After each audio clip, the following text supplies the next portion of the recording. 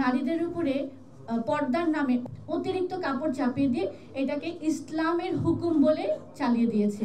কিন্তু এটা কিন্তু আরবের একটা সংস্কৃতি, এটা আল্লাহর হুকুম নয়। ইসলাম যেহেতু আরব থেকে এসেছে, মানুষ মনে করে ও তাহলে এটা নিশ্চয়ই আল্লাহর হুকুম, কিন্তু আসলে সেটা নয়। বরঞ্চ আল্লাহর হুকুম হচ্ছে, এই হুকুম হচ্ছে আল্লাহর জীবন বিধান, আল্লাহর জীবন দর্শন, আল্লাহর নির্দেশনা, সেই অনুযায়ী জীবন পরিচালনা করা। সেখানে পোশাক নিয়ে যেমন কোনো বাড়াবাড়ি নেই, সেখানে নারীদেরকে শিক্ষা অর্জন করা থেকে বঞ্চিত করার কোনো হুকুম আল্লাহ দেন নাই। আমরা দেখেছি যে তালেবানরা যখন ক্ষমতায় এসেছে তখন এই যে সহশিক্ষা, কো এডুকেশন সিস্টেম, এইটাকে তারা প্রচার করেছে যে এটা ইসলামে হারাম, সো এখানে কোনো কো এডুকেশন সিস্টেম চলবে না, মেয়েরা কোনো উচ্চ শিক্ষা লাভ করতে পারবে না। এবং আমাদের বাংলাদেশেও হেফাজতের যিনি আমির ছিলেন শফি সাহেব, তিনি এরকমই একটা কথা বলেছিলেন যে মেয়েদেরকে 4-5 বেশি পড়ানোর দরকার নাই, এবং তিনি মেয়েদেরকে তেঁতুলের সাথেও তুলনা করেছিলেন। কিন্তু আমরা দেখতে পারি যে রাসূল পাক সাল্লাল্লাহু আলাইহি ওয়াসাল্লামের যুগে নারীরা এবং পুরুষেরা উভয়ে মিলে কিন্তু মসজিদে নববীতে যে রাসূল পাক সাল্লাল্লাহু আলাইহি ওয়াসাল্লামের খুতবা শুনতেন, তারা জুম্মায় যেতেন। এবং আজকে পর্যন্ত হাজের ময়দানে আমরা দেখি নারী পুরুষ একত্রিত হয়ে হাজ করছে। তাহলে এই যে একটা ফতোয়া দিল, এই ফতোয়া কোথা থেকে আবিষ্কার হলো? এটাই প্রমাণ করে যে এটা মানুষ বানিয়েছে, এটা আল্লাহর হুকুম নয়। তো এই যে সহশিক্ষার যে বিরোধিতা করা হচ্ছে, ইসলাম সহশিক্ষার বিরোধিতা করে না, বরং জীবনের প্রতিটি অঙ্গনে ইসলাম শৃঙ্খলা শেখায়, এবং শিক্ষার অঙ্গনেও কিন্তু সেটাই। আমরা ইসলামের সোনালী যুগের কথা বলি, আসলে আমরা অনেকে জানিও না, বলবো কিভাবে, জানি তো না, আমাদেরকে শেখানোই তো হয়নি। যে আজকে আমরা এত আলোচনার মধ্যে শুনলাম আমাদের শুধু ওয়েস্টের হিস্ট্রি পড়ানো হয়েছে। আমি নিজেও যখন স্কুলে ছিলাম, আমাদের যখন হিস্ট্রি পড়ানো হলো, ইসলামিক হিস্ট্রি, আসল হিস্ট্রিটা পড়ানো হয়নি। যখন থেকে দ্বন্দ্ব শুরু হয়েছে তখন থেকে পড়ানো শুরু হয়েছে।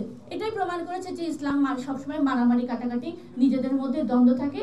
So this is an inferior code of life, বা it is an inferior system, we should not go near it. আমাদের ওয়েস্ট অনেক সুপিরিয়র, ওয়েস্ট অনেক ভালো কিছু আমাদের প্রোভাইড করছে, তা আমরা ওইদিকে যাই।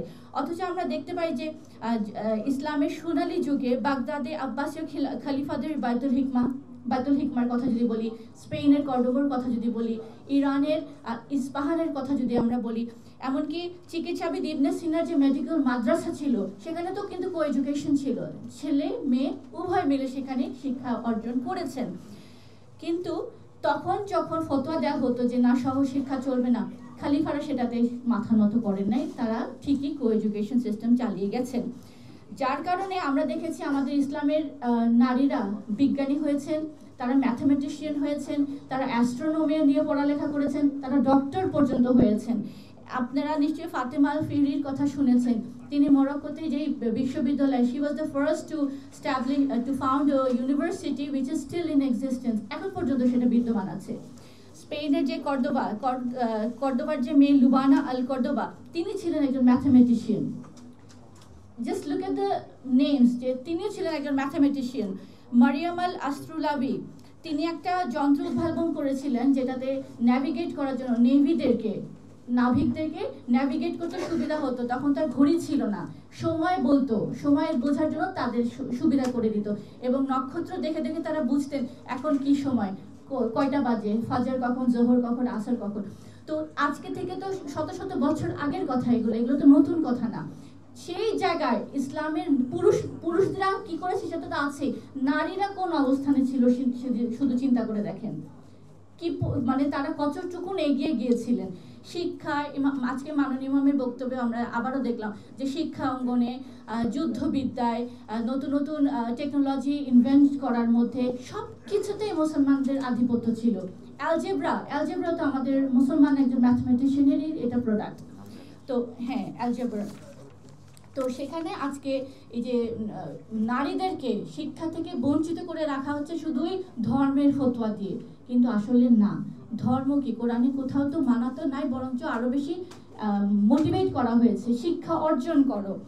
তখনকার মাদ্রাসায় আমাদের কেমিস্ট্রি পড়ানো হতো, সেখানে ম্যাথস পড়ানো হতো, সেখানে অ্যাস্ট্রোনমি পড়ানো হতো, সব কিছু পড়ানো হতো। কিন্তু আজকের মাদ্রাসা সিস্টেম কি দেখেন, আজকে শুধু যে মাসলা মাসাইল নিয়ে কিছু তর্ক বিতর্ক, আর দুনিয়াতে চলার জন্য যে জ্ঞান যেটা দরকার, যে টেকনোলজি দরকার, সায়েন্স কোথায় চলে গেছে সেটার সাথে কোনো ন্যূনতম সম্পর্ক রাখা হয় নাই।